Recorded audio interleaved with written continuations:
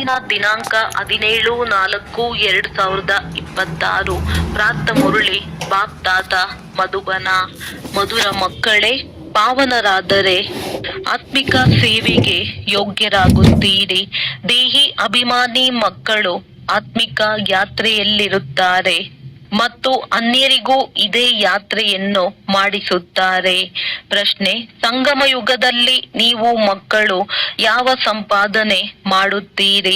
ಇದೇ ಸತ್ಯ ಸಂಪಾದನೆಯಾಗಿದೆ ಹೇಗೆ? ಉತ್ತರ: ಈಗಿನ ಯಾವ ಸಂಪಾದನೆ ಇದೆ ಅದು ಜನ್ಮಗಳವರೆಗೆ ನಡೆಯುತ್ತದೆ. ಇದು ಎಂದೂ ದಿವಾಳಿಯಾಗುವುದಿಲ್ಲ. ಜ್ಞಾನ ಹೇಳುವುದು, ಕೇಳುವುದು, ನೆನಪು ಮಾಡುವುದು, ಮಾಡಿಸುವುದು ಇದೇ ಸತ್ಯವಾದ ಸಂಪಾದನೆಯಾಗಿದೆ. ಇದನ್ನು ಸತ್ಯವಾದ ತಂದೆಯೇ ನಿಮಗೆ ಕಲಿಸುತ್ತಾರೆ. ಇಂತಹ ಸಂಪಾದನೆಯು ಇಡೀ ಕಲ್ಪದಲ್ಲಿ ಮತ್ಯಾರೂ ಮಾಡಲು ಸಾಧ್ಯವಿಲ್ಲ. ಮತ್ಯಾವುದೇ ಸಂಪಾದನೆಯು ಜೊತೆಯಲ್ಲಿ ಬರುವುದಿಲ್ಲ. ಗೀತೆ: ನಾವು ಅವರ ಮಾರ್ಗದಂತೆ ನಡೆಯಬೇಕು. ಓಂ ಶಾಂತಿ. ಭಕ್ತಿ ಮಾರ್ಗದಲ್ಲಿ ಮಕ್ಕಳು ಬಹಳ ಮೋಸ ಹೋಗಿದ್ದೀರಿ. ಭಕ್ತಿ ಮಾರ್ಗದಲ್ಲಿ ಬಹಳ ಭಾವನೆಯಿಂದ ಯಾತ್ರೆಯನ್ನು ಮಾಡಲು ಹೋಗುತ್ತಾರೆ. ರಾಮಾಯಣ ಇತ್ಯಾದಿಗಳನ್ನು ಕೇಳುತ್ತಾರೆ. ಇಷ್ಟು ಪ್ರೀತಿಯಿಂದ ಕಥೆಗಳನ್ನು ಕೇಳುತ್ತಾ ಕಣ್ಣೀರು ಬಂದು ಬಿಡುತ್ತದೆ. ನಮ್ಮ ಭಗವಂತನ ಸೀತೆ ಭಗವತಿಯನ್ನು ರಾವಣನು ಕದ್ದುಕೊಂಡು ಹೋದನು ಎಂಬುದನ್ನು ಕೇಳುವ ಸಮಯದಲ್ಲಿ ಅಳುತ್ತಾರೆ. ಇವೆಲ್ಲವೂ ದಂತ ಕಥೆಗಳಾಗಿವೆ. ಇವುಗಳಿಂದ ಯಾವುದೇ ಲಾಭವಿಲ್ಲ. ಪತಿತ ಪಾವನ ಬಾ ಬಂದು ನಾವು ದುಃಖಿಗಳನ್ನು ಸುಖಿಯನ್ನಾಗಿ ಮಾಡು ಎಂದು ಕರೆಯುತ್ತಾರೆ. ಆತ್ಮವು ದುಃಖಿಯಾಗುತ್ತದೆ ಎಂದು ತಿಳಿಯುವುದಿಲ್ಲ, ಏಕೆಂದರೆ ಆತ್ಮವು ನಿರ್ಲೇಪವೆಂದು ತಿಳಿದಿದ್ದಾರೆ. ಇದನ್ನು ಏಕೆ ಹೇಳುತ್ತಾರೆ? ಏಕೆಂದರೆ ಪರಮಾತ್ಮನು ದುಃಖ ಸುಖದಿಂದ ಭಿನ್ನವಾಗಿದ್ದಾರೆ. ಅಂದ ಮೇಲೆ ಮಕ್ಕಳು ಸುಖ ದುಃಖದಲ್ಲಿ ಬರಲು ಹೇಗೆ ಸಾಧ್ಯ ಎಂದು ತಿಳಿಯುತ್ತಾರೆ. ಈ ಮಾತುಗಳನ್ನು ಈಗ ಮಕ್ಕಳು ತಿಳಿದುಕೊಂಡಿದ್ದೀರಿ.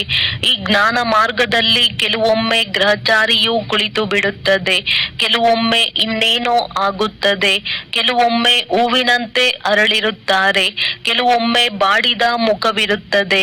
ಇದು ಮಾಯೆಯೊಂದಿಗಿನ ಯುದ್ಧವಾಗಿದೆ. ಮಾಯೆಯ ಮೇಲೆ ವಿಜಯ ಪಡೆಯಬೇಕಾಗಿದೆ. ಯಾವಾಗ ಮೂರ್ಛೆ ಹೋಗುವರೋ ಆಗ ಸಂಜೀವಿನಿ ಮೂಲಿಕೆಯನ್ನು ಕೊಡಲಾಗುತ್ತದೆ, ಮನ್ಮನಾಭವ ಎಂದು. ಭಕ್ತಿ ಮಾರ್ಗದಲ್ಲಿ ಬಹಳ ಜಂಜಾಟವಿದೆ. ದೇವತೆಗಳು ಮೂರ್ತಿಗಳನ್ನು ಎಷ್ಟೊಂದು ಶೃಂಗಾರ ಮಾಡುತ್ತಾರೆ. ಸತ್ಯವಾದ ಆಭರಣಗಳನ್ನು ತೊಡಿಸುತ್ತಾರೆ. ಆ ಆಭರಣಗಳಂತೂ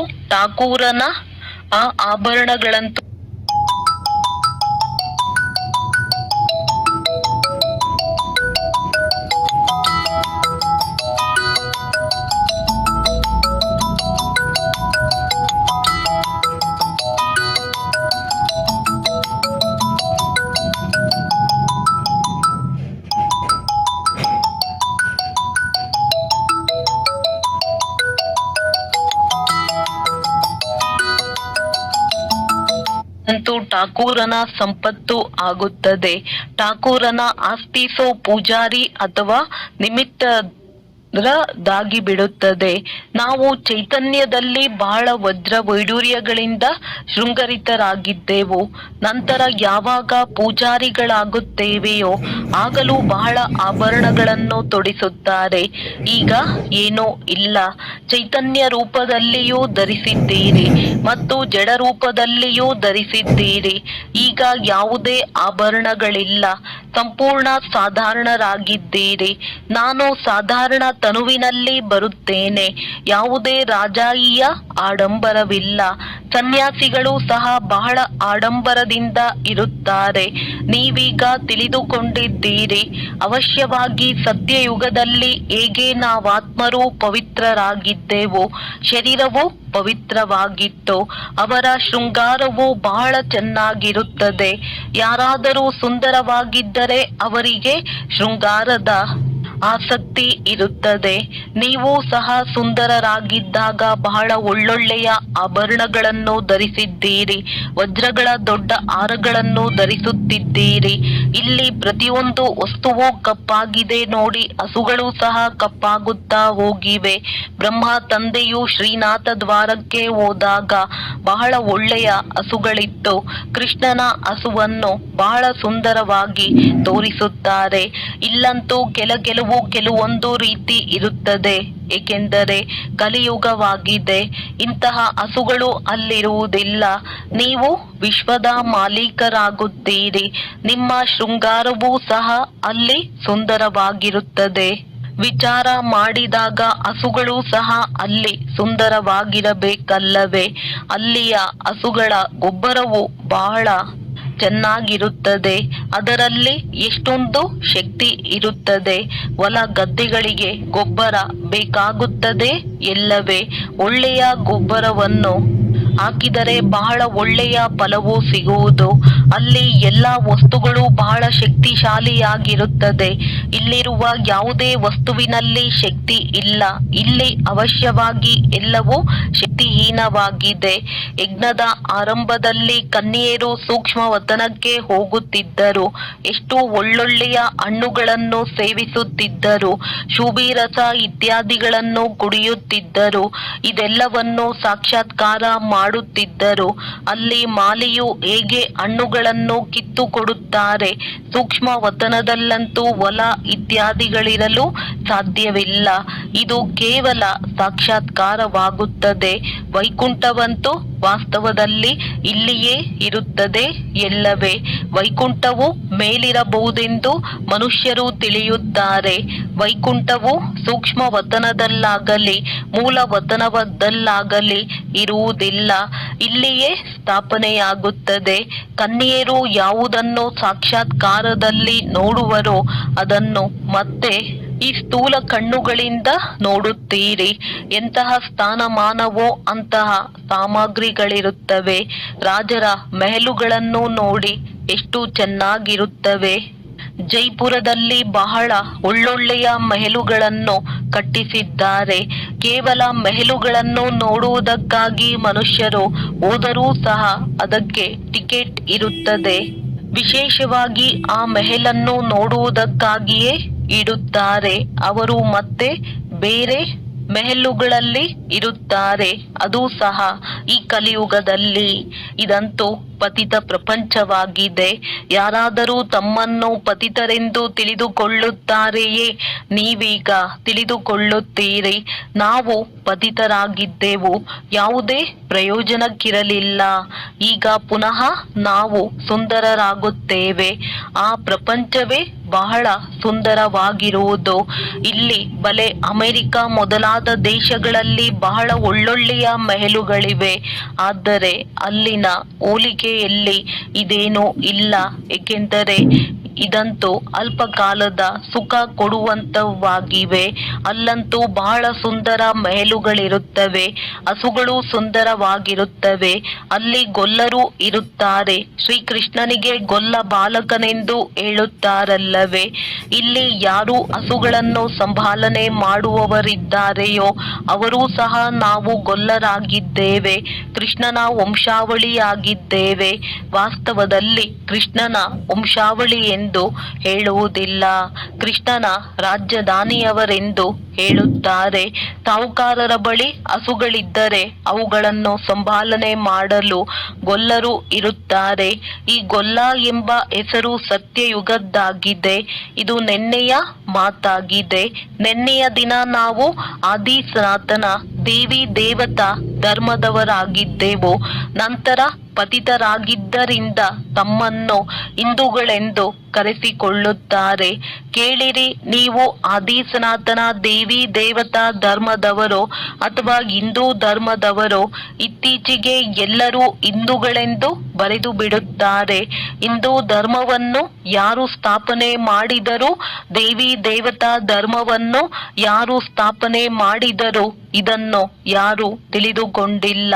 ತಂದೆಯು ಈ ಪ್ರಶ್ನೆಯನ್ನು ಏನೆಯನ್ನು ಕೇಳುತ್ತಾರೆ. ತಿಳಿಸಿ, ಆದಿ ಸನಾತನ ದೇವಿ ದೇವತಾ ಧರ್ಮವನ್ನು ಯಾರು ಸ್ಥಾಪನೆ ಮಾಡಿದ್ದರು? ಶಿವ ತಂದೆಯು ಬ್ರಹ್ಮರವರ ಮೂಲಕ ಮಾಡುತ್ತಿದ್ದಾರೆ. ರಾಮ ಅಥವಾ ಶಿವ ತಂದೆಯ ಶ್ರೀಮತದಂತೆ ಆದಿ ಸನಾತನ ದೇವಿ ದೇವತಾ ಧರ್ಮವು ಸ್ಥಾಪನೆಯಾಯಿತು. ನಂತರದಲ್ಲಿ ರಾವಣ ರಾಜ್ಯವು ಸ್ಥಾಪನೆಯಾಗುತ್ತದೆ. ವಿಕಾರಗಳಲ್ಲಿ ಹೋಗುತ್ತಾರೆ. ಭಕ್ತಿ ಮಾರ್ಗವು ಆರಂಭವಾಗಿ ಬಿಡುತ್ತದೆ. ಆಗ ಹಿಂದೂಗಳೆಂದು ಕರೆಸಿಕೊಳ್ಳತೊಡಗುತ್ತಾರೆ. ಈಗ ತಮ್ಮನ್ನು ಯಾರೂ ಸಹ ದೇವತೆಗಳೆಂದು ಹೇಳಿಕೊಳ್ಳಲು ಸಾಧ್ಯವಿಲ್ಲ. ರಾವಣನು ವಿಕಾರಿಗಳನ್ನಾಗಿ ಮಾಡಿದ್ದನು. ತಂದೆಯು ಬಂದು ನಿರ್ವಿಕಾರಿಗಳನ್ನಾಗಿ ಮಾಡುತ್ತಾರೆ. ನೀವು ಈಶ್ವರಿಯ ಮತದಿಂದ ದೇವತೆಗಳಾಗುತ್ತೀರಿ. ತಂದೆಯೇ ಬಂದು ನಿಮ್ಮನ್ನು ಬ್ರಾಹ್ಮಣರಿಂದ ದೇವತೆಗಳನ್ನಾಗಿ ಮಾಡುತ್ತಾರೆ.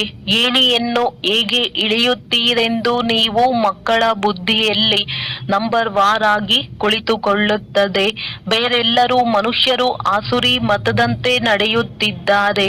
ನೀವು ಮಕ್ಕಳು ಈಶ್ವರಿಯ ಮತದಂತೆ ನಡೆಯುತ್ತಿದ್ದೀರಿ. ರಾವಣನ ಮತದಂತೆ ಏಣಿಯನ್ನು ಇಳಿಯುತ್ತಾ ಬಂದಿದ್ದೀರಿ. 84 ಜನ್ಮಗಳ ನಂತರ ಪುನಃ ಮೊದಲ ನಂಬರಿನಲ್ಲಿ ಜನ್ಮವಾಗುತ್ತದೆ. ಈಶ್ವರಿಯ ಬುದ್ಧಿಯಿಂದ ನೀವು ಇಡೀ ಸೃಷ್ಟಿಯ ಆದಿ ಮಧ್ಯ ಅಂತ್ಯವನ್ನು ತಿಳಿದು ಬಿಡುತ್ತೀರಿ. ಇದು ನಿಮ್ಮದ್ದು ಬಹಳ ಅಮೂಲ್ಯ ಜೀವನವಾಗಿದೆ. ಇದು ಇವರ ಸಾಹಸವಾಗಿದೆ. ಯಾವಾಗ ತಂದೆಯು ಬಂದು ನಮ್ಮನ್ನು ಈ ರೀತಿ ಪಾವನರನ್ನಾಗಿ ಮಾಡುತ್ತಾರೆ, ನಾವು ಆತ್ಮಿಕ ಸೇವೆಗೆ ಯೋಗ್ಯರಾಗುತ್ತೇವೆ. ಅವರು ಶರೀರದ ಸಮಾಜ ಸೇವಕರು ಯಾರು ಸದಾ ದೇಹಾಭಿಮಾನಿಗಳಾಗಿರುತ್ತಾರೆ. ನೀವು ದೇಹಿ ಅಭಿಮಾನಿಗಳು ಆಗಿದ್ದೀರಿ. ಆತ್ಮಗಳನ್ನು ಆತ್ಮಿಕ ಯಾತ್ರೆಯಲ್ಲಿ ಕರೆದುಕೊಂಡು ಹೋಗುತ್ತೀರಿ. ತಂದೆಯು ತಿಳಿಸುತ್ತಾರೆ, ನೀವು ಸತೋ ಪ್ರಧಾನರಾಗಿದ್ದೀರಿ, ಈಗ ತಮೋ ಪ್ರಧಾನರಾಗಿ ಬಿಟ್ಟಿದ್ದೀರಿ. ಸತೋ ಪ್ರಧಾನರಿಗೆ ಪಾವನರು, ತಮೋ ಪ್ರಧಾನರಿಗೆ ಪತಿತರೆಂದು ಹೇಳಲಾಗುತ್ತದೆ. ಆತ್ಮದಲ್ಲಿಯೇ ತುಕ್ಕು ಹಿಡಿದಿದೆ. ಆತ್ಮವೇ ಸತೋ ಪ್ರಧಾನವಾಗಬೇಕಾಗಿದೆ. ನೆನಪಿನಲ್ಲಿ ಎಷ್ಟಿರುತ್ತೀರೋ ಅಷ್ಟು ಪಾವನರಾಗುತ್ತೀರಿ. ಇಲ್ಲದಿದ್ದರೆ ಸ್ವಲ್ಪ ಪವಿತ್ರರಾಗುತ್ತೀರಿ. ತಲೆಯ ಮೇಲೆ ಪಾಪಗಳ ಹೊರೆಯು ಉಳಿದು ಬಿಡುತ್ತದೆ. ಆತ್ಮಗಳಂತೂ ಎಲ್ಲರೂ ಪವಿತ್ರರೇ ಆಗಿದ್ದಾರೆ. ಆದರೆ ಅವರ ಪಾತ್ರವು ಬೇರೆ ಬೇರೆಯಾಗಿದೆ. ಎಲ್ಲರ ಪಾತ್ರವು ಒಂದೇ ರೀತಿ ಇರಲು ಸಾಧ್ಯವಿಲ್ಲ. ಎಲ್ಲರಿಗಿಂತ ತಂದೆಯ ಪಾತ್ರವು ಮೊದಲಾಗಿದೆ, ನಂತರ ಬ್ರಹ್ಮ ಸರಸ್ವತಿಯದ್ದಾಗಿದೆ. ಯಾರು ಸ್ಥಾಪನೆ ಮಾಡುತ್ತಾರೆಯೋ ಅವರೇ ಪಾಲನೆ ಮಾಡಬೇಕಾಗುತ್ತದೆ. ಬಹಳ ದೊಡ್ಡ ಪಾತ್ರವು ಅವರದ್ದಾಗಿದೆ. ಮೊದಲು ಶಿವ ತಂದೆಯದು, ನಂತರ ಬ್ರಹ್ಮ ಸರಸ್ವತಿ ಯಾರು ಪುನರ್ಜನ್ಮದಲ್ಲಿ ಬರುತ್ತಾರೆ. ಶಂಕರನಂತೂ ಸೂಕ್ಷ್ಮ ರೂಪವನ್ನು ಧಾರಣೆ ಮಾಡುತ್ತಾರೆ. ಶಂಕರನು ಯಾವುದೋ ಶರೀರವನ್ನು ಸಾಲ ತೆಗೆದುಕೊಳ್ಳುತ್ತಾನೆ ಎಂದಲ್ಲ. ಕೃಷ್ಣನಿಗೆ ತನ್ನದೇ ಆದ ಶರೀರವಿದೆ. ಇಲ್ಲಿ ಕೇವಲ ಶಿವ ತಂದೆಯು ಸಾಲವಾಗಿ ಶರೀರವನ್ನು ಪಡೆಯುತ್ತಾರೆ. ಮುಕ್ತಿ, ಜೀವನ್ ಮುಕ್ತಿಯನ್ನು ಕೊಡಲು ಪತಿತ ಶರೀರದಲ್ಲಿ, ಪತಿತ ಪ್ರಪಂಚದಲ್ಲಿ ಬಂದು ಸೇವೆಯನ್ನು ಮಾಡುತ್ತಾರೆ. ಮೊದಲು ಮುಕ್ತಿಯಲ್ಲಿ ಹೋಗಬೇಕಾಗಿದೆ. ಒಬ್ಬ ತಂದೆಯೇ ಜ್ಞಾನ ಸಾಗರ, ಪತಿತ ಪಾವನ.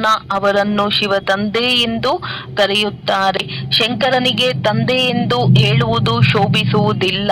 ಶಿವ ತಂದೆ ಎಂಬ ಅಕ್ಷರವು ಬಹಳ ಮಧುರವಾಗಿದೆ. ಶಿವಲಿಂಗದ ಮೇಲೆ ಎಕ್ಕದ ಹೂವನ್ನು ಹಾಕುತ್ತಾರೆ. ಕೆಲವರು ಏನೇನೋ ಹಾಕುತ್ತಾರೆ, ಕೆಲವರು ಹಾಲನ್ನು ಎರೆಯುತ್ತಾರೆ. ತಂದೆಯು ಮಕ್ಕಳಿಗೆ ಅನೇಕ ಪ್ರಕಾರವಾಗಿ ತಿಳುವಳಿಕೆ ಕೊಡುತ್ತಾರೆ.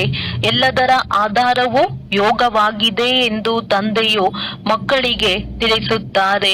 ಯೋಗದಿಂದಲೇ ವಿಕರ್ಮ ವಿನಾಶವಾಗುವುದು. ಯೋಗವಿರುವವರಿಗೆ ಜ್ಞಾನವು ಬಹಳ ಚೆನ್ನಾಗಿ ಧಾರಣೆಯಾಗುವುದು. ತಾನು ಧಾರಣೆಯಲ್ಲಿ ನಡೆಯುತ್ತಾರೆ ಎಂದರೆ ಅನ್ಯರಿಗೆ ತಿಳಿಸಬೇಕಾಗುತ್ತದೆ. ಇದು ಹೊಸ ಮಾತಾಗಿದೆ.